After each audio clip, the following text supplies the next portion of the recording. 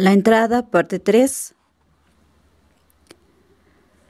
Mientras esperaba el coche que había de llevarme a la estación, eché una rápida mirada a su biblioteca. Como era realmente amplia, se extendía por toda la casa, pero el grueso de ella se guardaba en lo que llamaba la galería larga, una estancia alargada y muy bonita que no hubiera desentonado en una de nuestras casas de campo aristocráticas. Espejos gigantescos pendían entre las estanterías. En realidad, toda la casa estaba llena de espejos. No recuerdo haber estado en ninguna otra que tuviera tantos. Ciertamente tenía una rara y valiosa colección de libros, sobre todo de una de tus materias favoritas, Peter, las ciencias ocultas. En mi apresuramiento,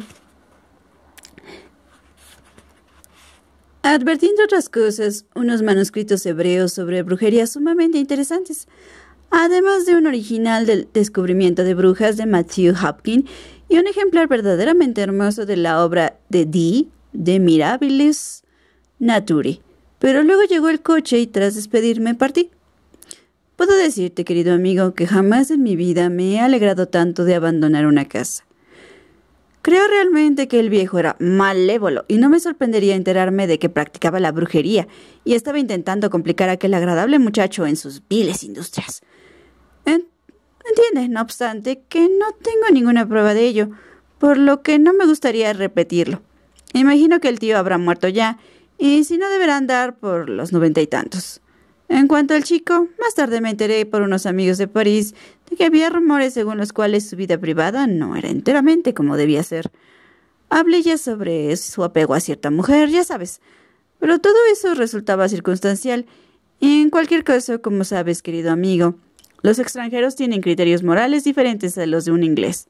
Gracias a Dios, es una de las muchas cosas que nos diferencia del resto del mundo. Había escuchado con gran interés el relato de Edward y decidí preguntar a Gideon por su tío si tenía ocasión de hacerlo. Me preparé para el viaje a Francia, debo admitirlo, con deleitosa anticipación, y el 14 de abril tomé el tren para Dover y me embarqué sin ningún contratiempo, ni tan siquiera el Mal de Mer para Calais. Pasé la noche en París, probando las delicias de la comida y el vino franceses, y al día siguiente tomé una vez más el tren. Finalmente, llegué a la ajetreada estación de Tours. Gideon estaba allí esperándome como había prometido. Parecía de muy buen talante y me saludó como a un viejo y apreciado amigo, lo cual, debo confesarlo, me halagó.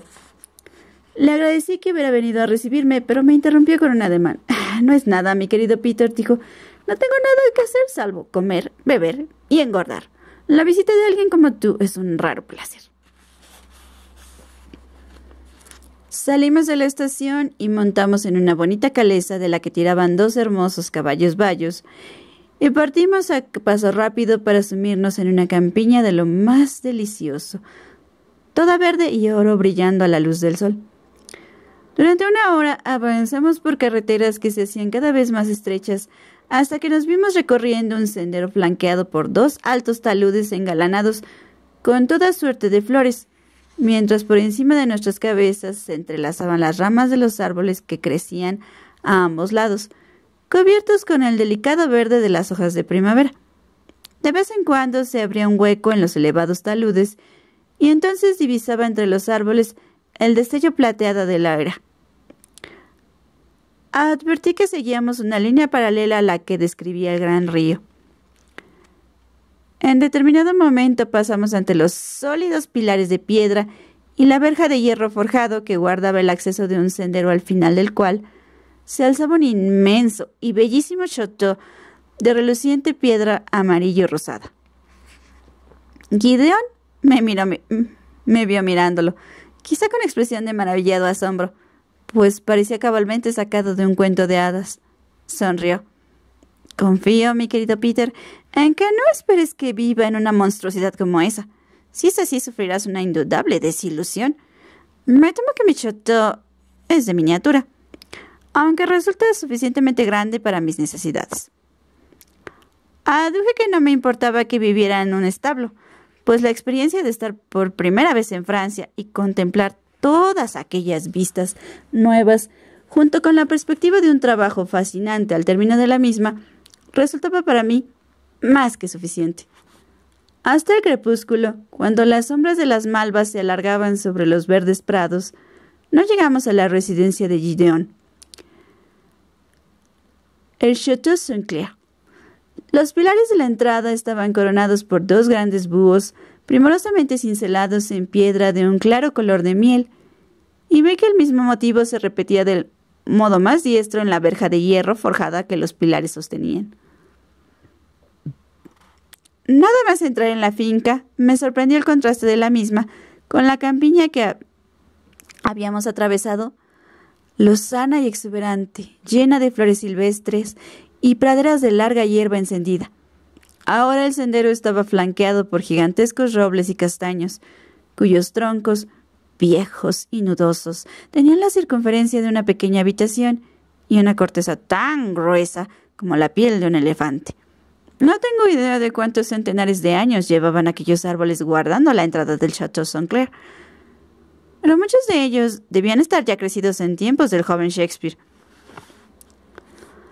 El verde césped que había debajo era tan liso como el tapete de una mesa de billar, de lo que eran responsables varias manadas de gamos moteados que pasean sosegadamente a la luz del sol poniente. Los machos, con su fina cornamenta retorcida, alzaban la cabeza y nos miraban sin temor mientras pasábamos ante ellos por la avenida. Más allá del verde césped divisé una hilera de álamos gigantescos, entre los que centelleaba el Loira. Luego el sendero se alejó del río y apareció el Château.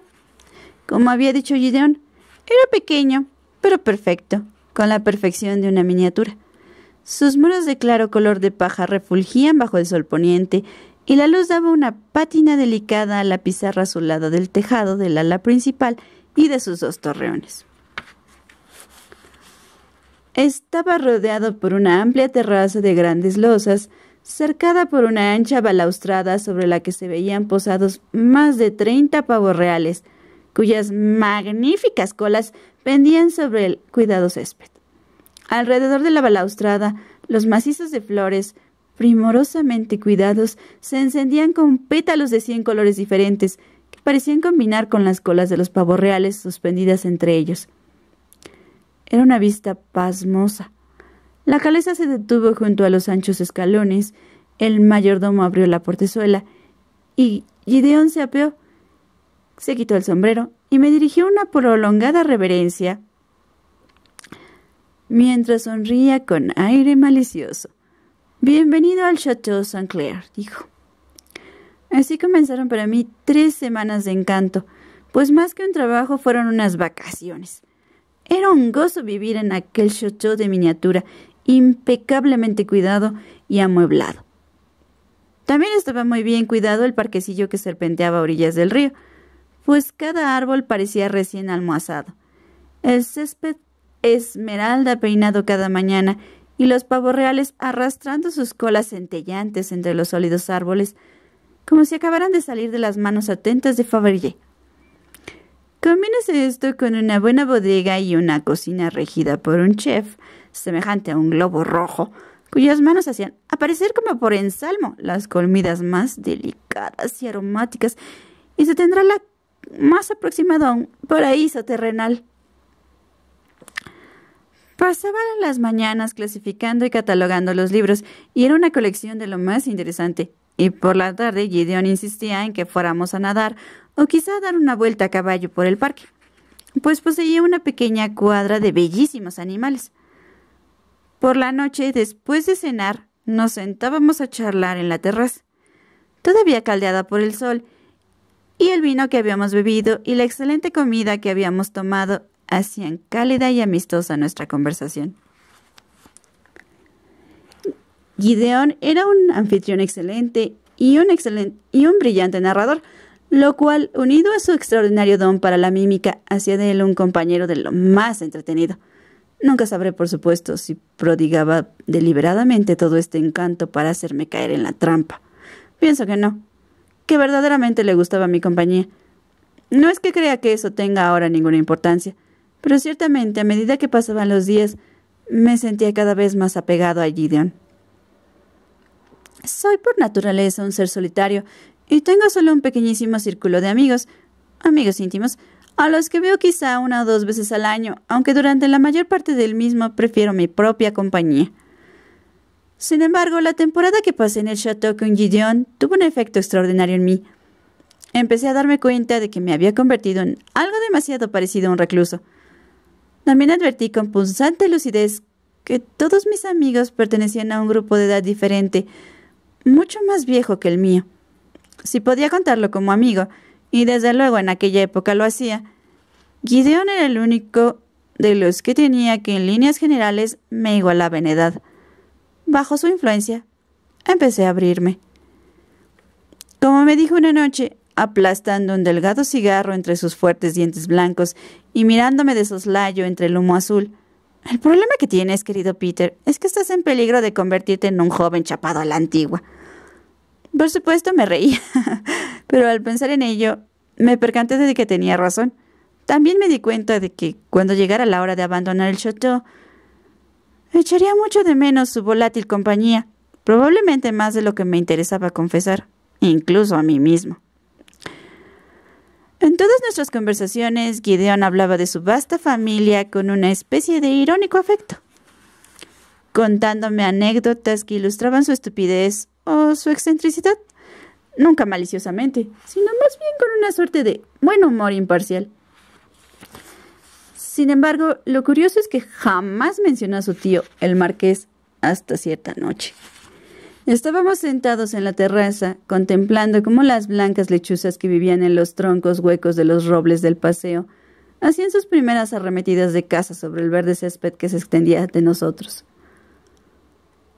Le había estado hablando de un libro que sabía iba a ser subastado en el otoño, y que pensaba podría conseguirse por unas 2.000 libras. Era una obra importante y creía que debía tenerla en su biblioteca, como complemento de otros libros sobre la materia con los que contaba. ¿Quería que pujara por él? Sacudió la ceniza de su cigarro sobre un macizo de flores, donde quedó brillando como una monstruosa luciérnaga roja, y rió entre dientes con dulzura. 2.000 libras, dijo. Mi querido Peter, desgraciadamente no soy tan rico como para permitirme tales excesos en mis aficiones. Si se muriera mi tío, sería una historia diferente. ¿Tu tío? Pregunté con cautela. No sabía que tenías un tío.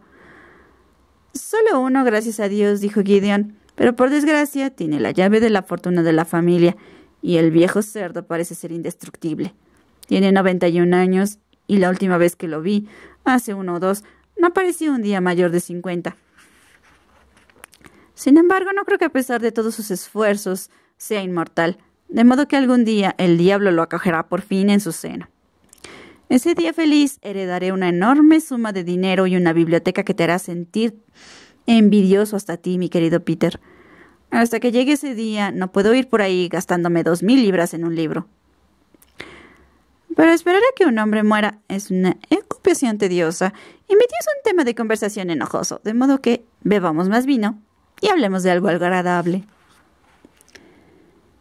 Si es enojoso, supone un contraste con el resto de los parientes de los que me has hablado, dije a la ligera, confiando en que me diera más información sobre su infame tío.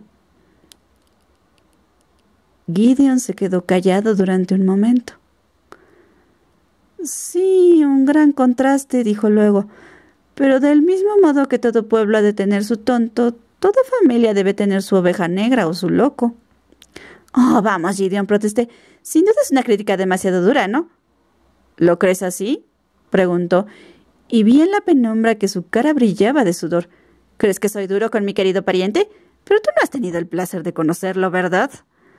No, dije, inquieto por la violenta amargura de su voz y deseando haber dejado de lado el asunto, ya que parecía perturbarlo tanto. Cuando murió mi madre, tuve que vivir durante varios años con mi querido tío, hasta que heredé la modesta suma que mi padre me dejó en fideicomiso y pude librarme de él. Durante 10 años viví en el purgatorio con ese viejo cerdo corrupto.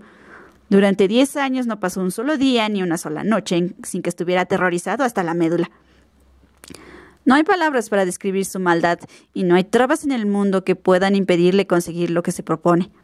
Si Satanás pasea por la tierra disfrazado de hombre, no cabe duda de que he elegido como disfraz la inmunda piel de mi tío. Se levantó bruscamente y entró en la casa. Quedé confuso y alarmado por la vehemencia con la que había hablado. No sabía si seguirlo o no, pero al cabo de un rato volvió trayendo la frasca de coñac y 2 vasos. Se sentó y sirvió para ambos una generosa cantidad de licor. Debo disculparme, mi querido Peter, por todo mi histrionismo, por molestarte con un melodrama que sería más adecuado para el Grand Guignol que para esta terraza, dijo tendiéndome mi vaso. Me temo que hablar del viejo cerdo de mi tío tiene ese efecto sobre mí. Hubo una época en que vivía angustiado porque temía que hubiera poseído mi alma. Ya sabes las estúpidas ideas que tienen los niños. Hace muchos años que superé eso, pero como puedes ver, todavía me incomoda hablar de ello. Así que bebamos y hablemos de otras cosas, ¿eh? Convine en ello de todo corazón y durante cosa de un par de horas conversamos agradablemente. Pero aquella noche fue la única vez que vi a Gideon irse a la cama indispuesto por el licor. Me sentí sumamente culpable, pues creía que mi insistencia en hablar de su tío era lo que había causado en su mente una impresión tan profunda, duradera y desagradable.